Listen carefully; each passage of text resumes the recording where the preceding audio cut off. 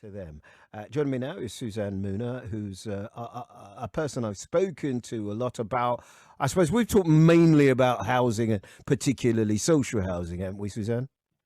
Yeah, that's it. I've got three stories about housing today. You didn't Showing know. You really know, how you didn't have to pick three about housing, right? You know, you could have I picked them about. I don't know. You could have picked them about fireworks display not happening on New Year's Eve. You could have picked them about Her Majesty the Queen, who's been told to ease back a little bit. You know, you didn't have to go for housing for three stories, right? I did have to go for housing. It's such a big issue for people in London and right across Britain. So I really did have to go for housing, I think. That's right. Don't take it. Don't take any of my nonsense. You go for exactly what you want, and that's what you've done. We'll go one for one, as they say where I come from in Sound Clash. Well, none of the music would have led you to understand that I know anything about Sound Clashes. But we're going for that. One for one. Your story, my story. Is that all right?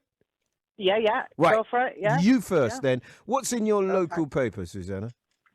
Well, this was from our local Guardian, which was carrying a story about Waltham Forest Council still having more than 300 high priority fire safety fixes that they've got to do. So they identified the faults that need to be fixed after the Grenfell fire in 2017. And you know, they kind of commissioned checks on their high-rise blocks, you know, like all councils were doing to do that. And they identified quite a lot of fixes that needed to be done.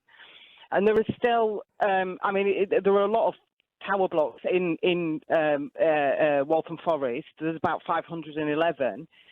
So they started putting these fixes in place, and they started carrying out the works. But 4 years after Grenfell, we're still waiting for all of the works to be done, and particularly on the Marlow estate in Walthamstow, but near me, Fredwig and John Walsh Towers, which are in Leytonstone, and still have a big proportion of high priority works.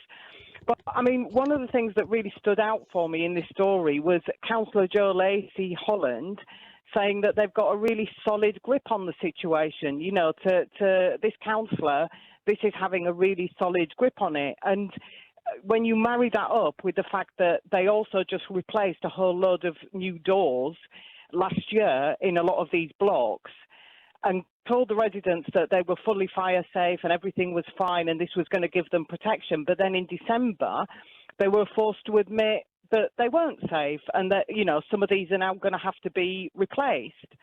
So, you know, it's just pouring, presumably that money is just down the drain that they've spent on that. But, you know, these councillors are still busy patting themselves on the back and telling each other how well they're doing and they've got a great grip on the situation. So it just seemed to me a kind of really typical story about how the whole issue of safer homes is really, you know, not being addressed by local councils. And I'm sure that will be familiar to a lot of listeners. Yeah, and I mean, that was the first point I was going to make, that a lot of what you're saying here now pertains in particular to Waltham Forest, but they aren't exclusive, are they? And you and I know there are a number of people, and which is what really worried me through the lockdown. There were a number of people in London who were being told to stay inside and to isolate in homes that really needed to have some attention paid to them. I'm reading this article here, Suzanne, and I'd just like to know, how much do you credit Walthamstow Matters for highlighting issues like this?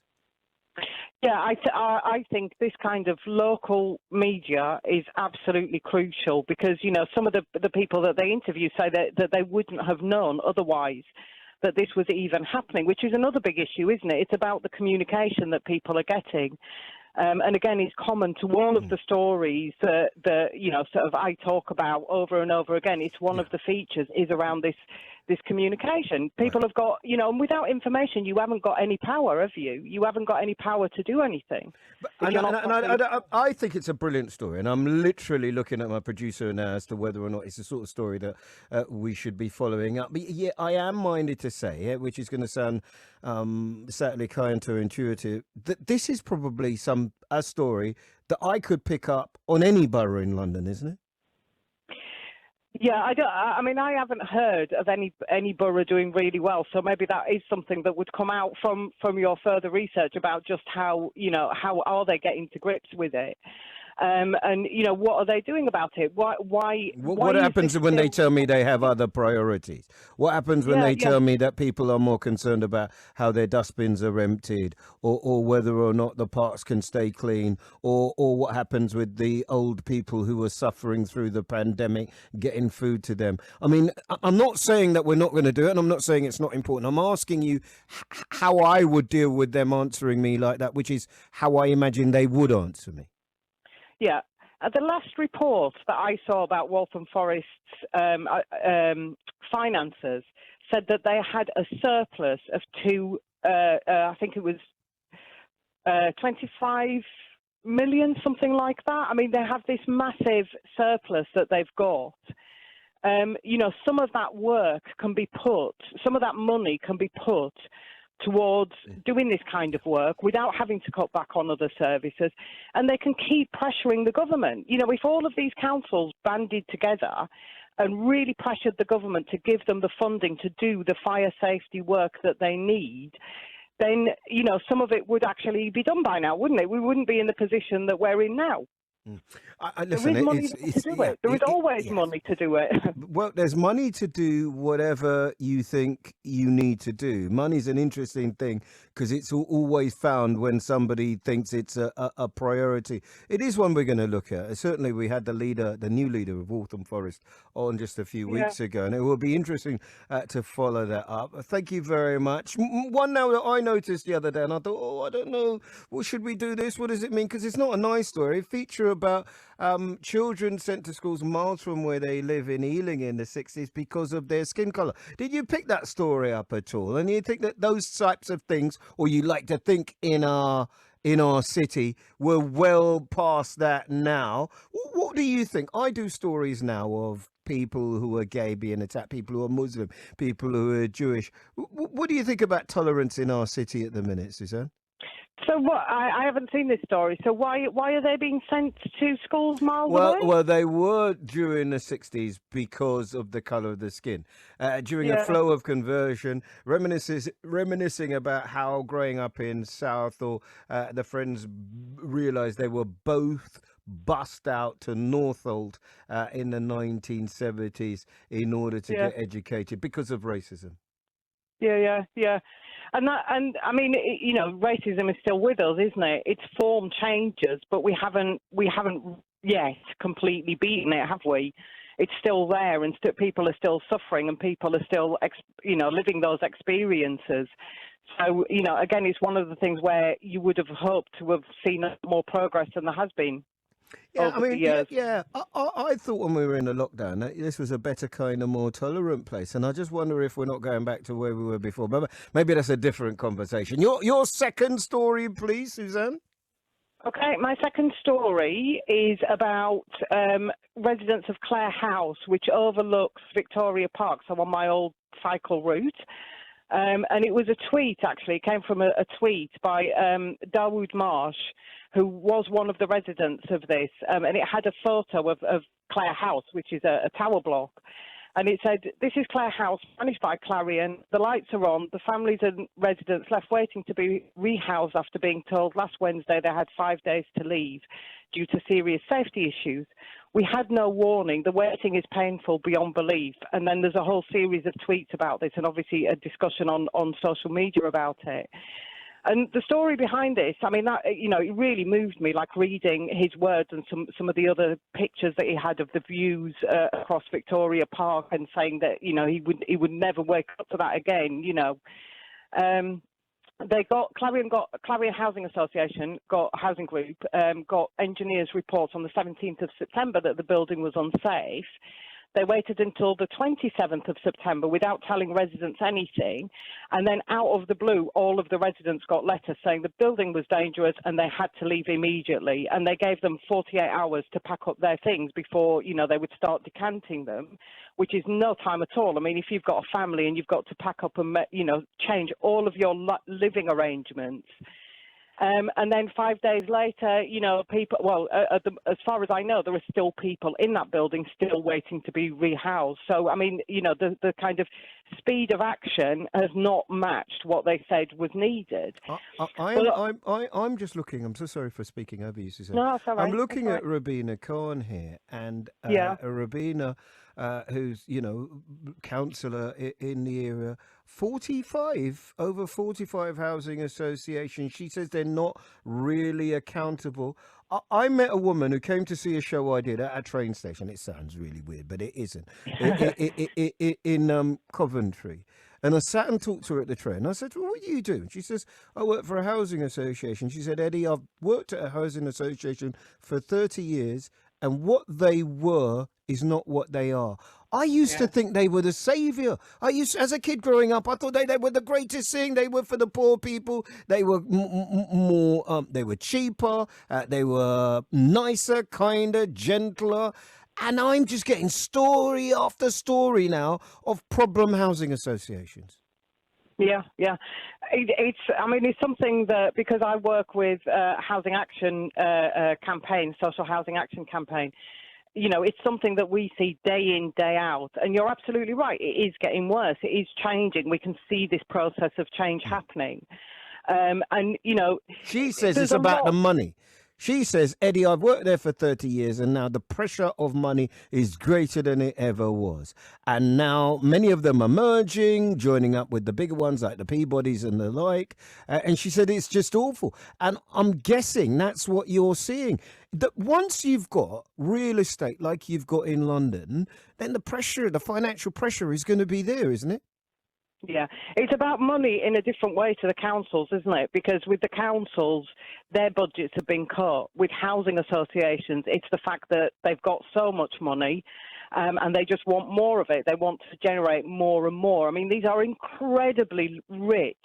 It's an incredibly rich sector. It is not a sector that's doing badly. And I thought it was not for profit. Just put me straight on it. I know I'm two decades out of fashion, but help me out. I thought housing associations in general, as I say, you're the expert, so you bring me up to speed, were not for profit organisations.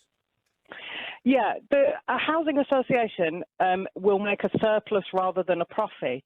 But don't forget, and Clarion is one of them, are really big groups. So there are multiple entities, multiple firms, if you like, within that group. So the registered housing association part of that group won't be able to make a profit. But that doesn't mean that other parts that are delivering services of different kinds, and maybe even services to the general public, but it may be homelessness services, it could be anything. Those parts of the group don't necessarily have to be non-profit. They can be profit-making. But anyway, they report massive surpluses. They've got funders, they've got investors, they've got, city firms investing in them on the development side. And that's where all the focus is going. You look at where Clare House is, it overlooks Victoria Park. If they could put up a nice block of luxury accommodation there. And one of the things here, which I think is really telling, Eddie, I really do think, is the fact that they won't share the safety reports that they say prompted them to take this action to decant everybody, but they won't share them with the tenants. Now they're telling the tenants that it's because they wouldn't understand them, and that's just insane. If they're saying it's so bad that we have to decant you, but we're going to keep to ourselves the information that would give you insight into this and just validate what we're saying, you have to question why that is. I've teased you about coming up with 3 housing stories. The first 2 have been fantastic, I've got to say. They've got me going. I'm talking to the producer about how we can follow that up. Can we get, a feature on housing associations? I think is an absolute must for us because it does impact so many people. Nevertheless, we are running out of time. We must put our finger on the accelerator. Our foot on the accelerator. 5th gear. Let's go, landlords.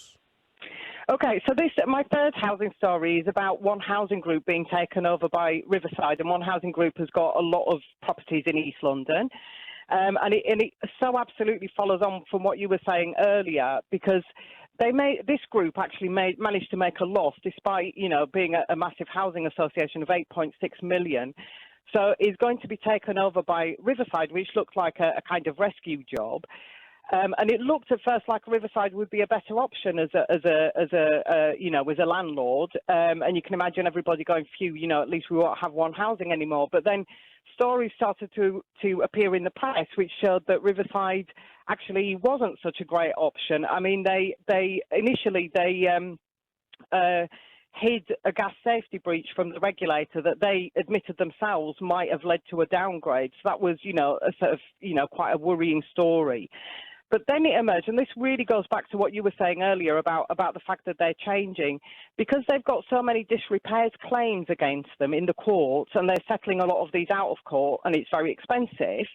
But rather than address the disrepairs, they're going to start lobbying to change the law to make it harder to take cases to court. Yeah. So that's their solution. And it's this kind of gradual change. It's these little changes. And because they've got such power, over time, anything that holds them to account, their response is, well, let's get that changed, rather than let's be accountable, let's get that bit of legislation or that regulation changed so that we can't be held to account in the way that we were. But don't we see that a lot in big business, Suzanne? Whatever that big business is, and I'm looking to the place that I work, the NHS, or the councils, where it's so big that actually instead of dealing with the culture and the problem or the challenge or whatever, then what happens is the whistleblower or the thing is changed. Yes.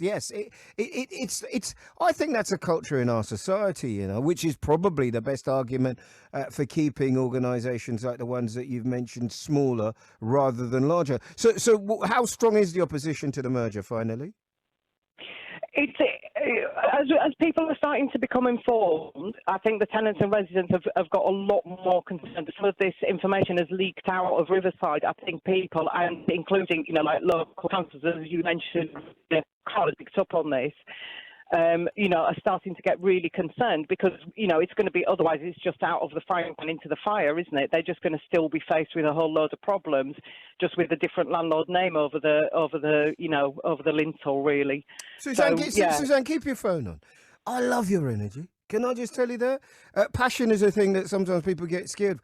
I love your energy and your passion for housing. There's so many different avenues to explore, people to defend, and also managers to hold to account. It is one of those things that's right at the top of my list, special subjects that we can develop, and I'd love you to be part of it. Thank you so much.